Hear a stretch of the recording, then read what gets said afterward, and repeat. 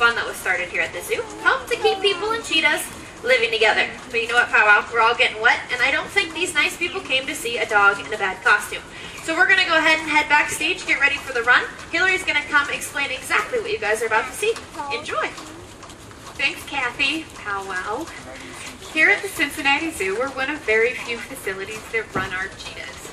But we didn't come up with this idea. The ancient Egyptians did.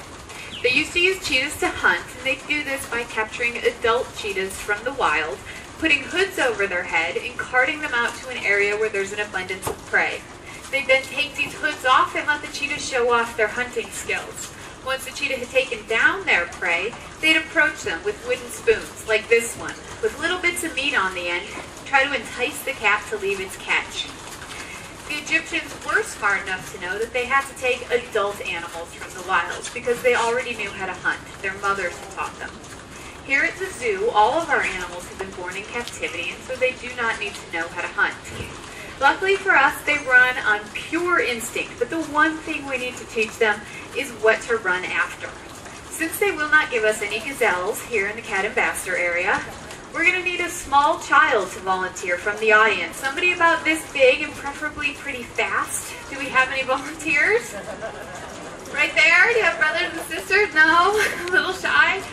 Okay, well, what might work a little bit better is if we had something that was kind of small and kind of fuzzy. Something that worked just like the cheetah's prey in the wild, that they would be naturally enticed to run after. I don't know if you guys have seen anything like that out in our yard today that we could potentially use as a cheetah lure.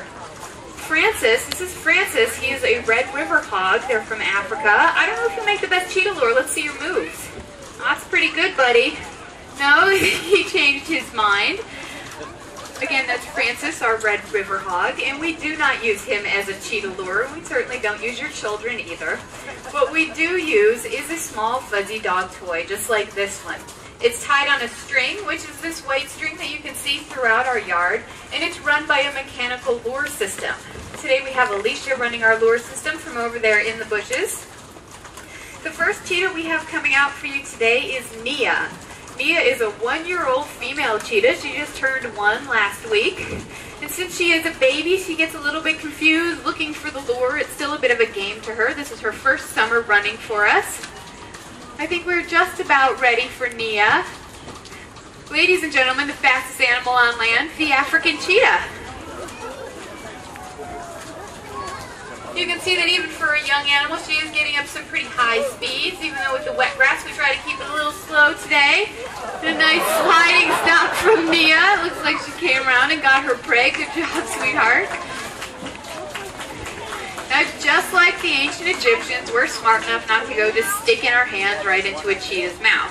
But in place of the wooden spoon, we use silver pans to trade them little bits of meat for their hard-won catch, and that's what you can see our trainers doing now. If she's willing to give it up, which it looks like she's not. In the wild, cheetahs will typically drag their prey into the shade and wait about 30 minutes while their heart rate and their breathing slow down before they begin to eat. Once they do start eating, they do what we call bolting their food, and that means they eat as much as they can, as fast as they possibly can.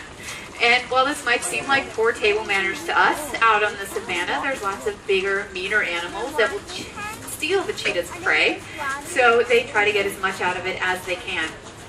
Before we get ready to watch our second run, we're going to talk a little bit about how cheetahs have uniquely evolved adaptations to run at such high speeds.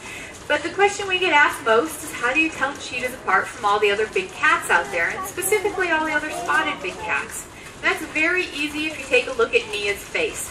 She has these black lines on her face. She's still for 1 second. These are called malar stripes, and scientists believe that these work to reduce the glare of the sun, which seems to be working out pretty good for the cheetahs because they can see for 3 miles out on the African savanna. But once the cheetah has spotted their prey, they need to creep as close to it as they possibly can. Even though these animals can go 0 to 60 in 3.4 seconds, reaching speeds of up to 70 miles per hour, they can only keep it up for about 30 seconds. So that's where Nia's beautifully spotted coat comes in. This coat serves as camouflage, and they will use it to creep very close to their prey. Cheetah's solid black spots are unique in that each animal has an individual spot pattern. Scientists will use this to identify individual animals in the wild, as these spot patterns are just like our fingerprints. Once the cheetah has crept close to its prey, it's going to take off running. As it does this, the animal's semi-retractable claws are going to dig into the earth to help give it traction while it runs.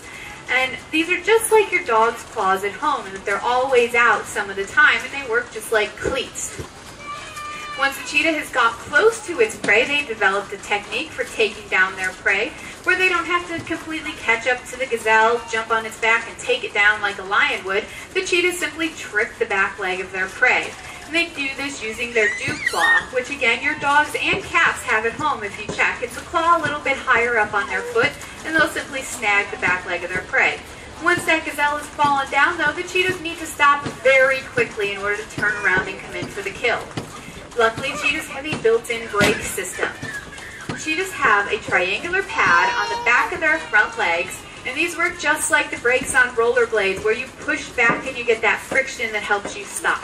Well, the cheetahs are going to push both of their front legs forward, and that's going to give them that friction. In order to enhance that, they'll also push their tail down. A cheetah's tail is flat. It's not flat like a pancake, but it's flat on the sides, and it works just like the rudder on a boat to help the cheetah steer and to give it balance and stability as it's taking tight turns at high speeds. As we're getting ready for our next run, I want you guys to look out for little bits of dirt and grass getting kicked up as the animal's running. Those semi-retractable claws dig in. Also watch that tail switching back and forth as he comes around this turn. And hopefully, just like Nia, we'll get a nice sliding stop out of him. You'll see those front legs push forward and that tail push down.